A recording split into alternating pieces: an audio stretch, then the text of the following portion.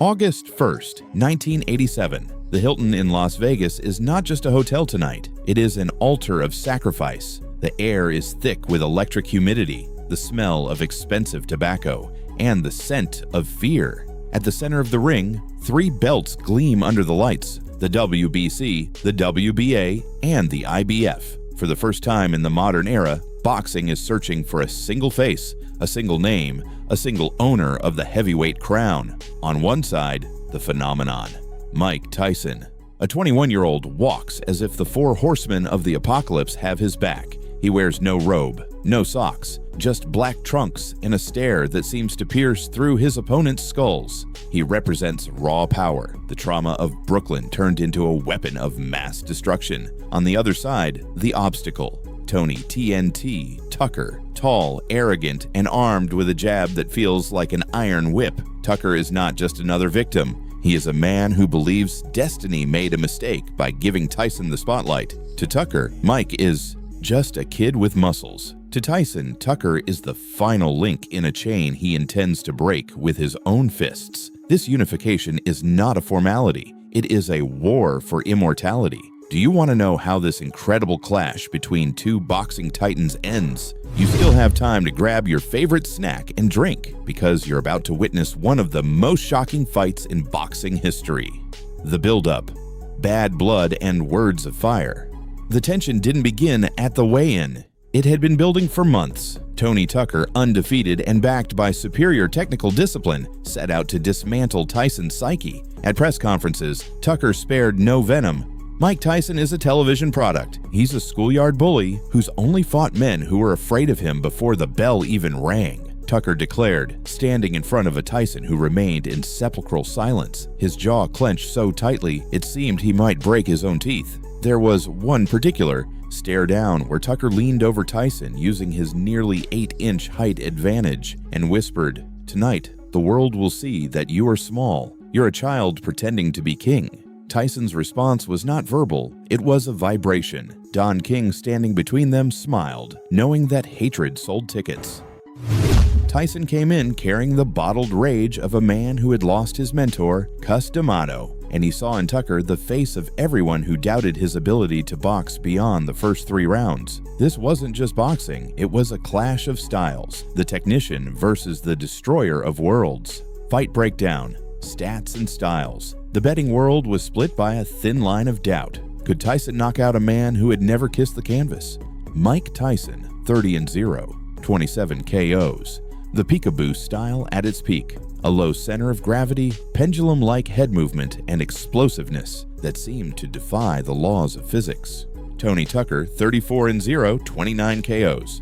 A 6'5" giant with an 82-inch reach. Tucker didn't just have power, TNT, he had lightweight footwork and an impeccable orthodox guard. He also couldn't be easily provoked. He would punish his opponents methodically before delivering the final blow once they were already worn down. That's how he secured most of his victories and an outstanding record of 29 knockouts. The analysis. Tucker's strategy was clear. Use the jab to keep Tyson on the outside, frustrate him, and drag him into the championship rounds, where Mike's stamina was still a mystery. The odds favored Tyson 10-1, but purists knew that Tucker's reach was the greatest challenge Iron Mike had ever faced. 12 rounds in hell. The bell rings. Tyson explodes forward like a projectile, as usual, going all in from the very first second, but Tucker does something no one expects. He doesn't retreat or over-defend like most of Iron Mike's opponents. Within the first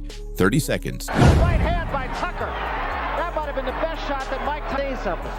Technically speaking, no one gave Tucker a chance, but there are miracles here. The last time Tony and Tyson was the uppercut. He was supposed to the uppercut, but what happened then was the best thing that Tucker could have done. What I'm going to do to him, that's confidence. Another right hand. And another right hand by Tucker. There was a left hand by Tyson. Better. And now we'll see what he can do against certainly the best, and particularly for Tucker.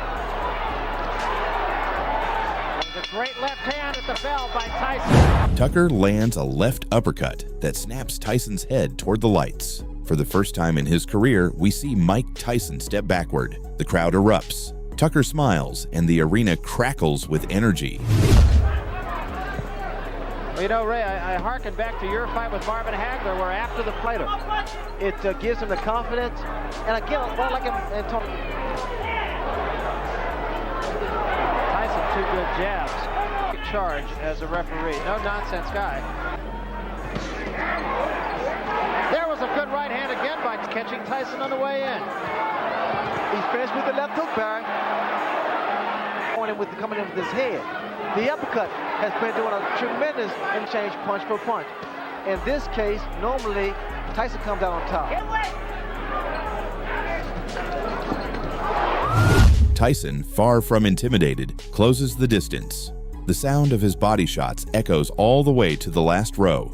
Dull, thunderous explosions. Tucker uses the clinch intelligently, tying up Tyson's shorter arms and preventing him from generating leverage. It becomes a violent chess match. Both men know that any clean shot could be devastating for either one. Very, very inviting for a counter right hand. A lead-off right. There's a left hook. Be less of a target.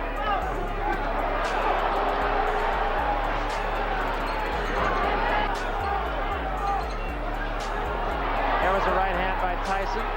Left missed, right. The turning point, the resilience of a diamond. We reach the 6th round. The pace is relentless. Tyson is throwing hooks that, if they landed clean, could end a normal man's life. But Tucker is cut from a different cloth. Still, something changes. Tucker breaks his right hand during an exchange, though the adrenaline keeps him from realizing it. TNT has lost his main fuse. Boys coming, so you have to break his rhythm, pushing your man off. Tyson. And what Mike has to do is move to his left to cut his... Looks right now like he's in it for the long haul here.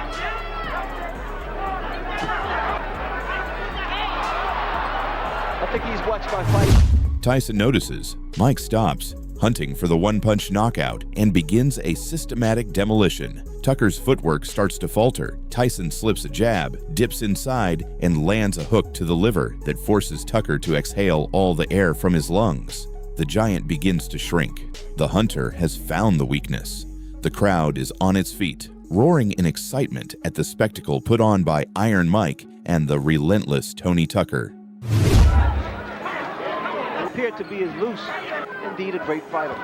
You know, another rumor about Tyson's, or rather Tucker's right hand, that he had injured is the worst of it, and still mugging with Tyson, which brings the crowd up.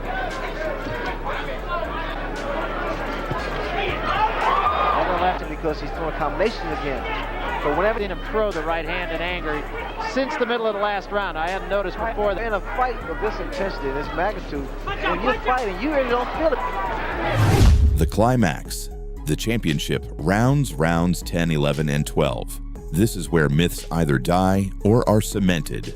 Tyson, the man many claimed would fade by the 10th round, is throwing more punches than he did in the first. Tucker is in survival mode. He leans on the ropes, using every inch of his reach advantage to withstand the onslaught.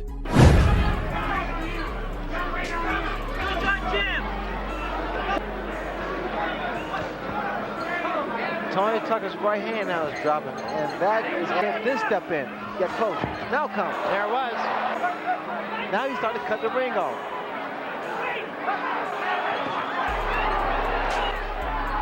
Not a jab that you use just to keep a man off. In the final round, Tyson unleashes a 5-punch combination, left-right to the body, a hook upstairs, and an uppercut that Tucker avoids by mere inches. Tucker survives, but his face is a map of pain and respect. 3 minutes. Your arms ache, you start this face. Frustrations because of what Tucker's doing. He's tying this man up. Sometimes work. And so what with these so-called experts? I'm going to show you. And this is what he did. The final bell rings. They look at each other. No more insults. Only the acknowledgement of two warriors who have walked through fire. The outcome. The birth of the undisputed king. The decision is unanimous. Mike Tyson is the new undisputed heavyweight champion of the world. Tucker, with a fractured hand and wounded pride, accepts defeat with a dignity he did not show before the fight. He was the man who came closest to solving Tyson's code in his prime, forcing him, for the first time, to go the distance in a unification bout. Consequences. For Tony Tucker, the loss marked the beginning of a decline shaped by personal struggles and drugs, though he will always be remembered as the man who went the distance against the most fearsome version of Tyson in history. For Mike Tyson, this night was his Everest. At just 21 years old, he fulfilled Cus D'Amato's prophecy. He became the rightful owner of a sport that, from that moment on, would revolve entirely around him. Tyson didn't just win a fight. On that night, Mike Tyson became the sun around which boxing would orbit for the next decade. If you enjoyed the video, don't forget to share it and give it a like. It motivates us to bring you the very best of boxing as soon as possible. See you in the next video.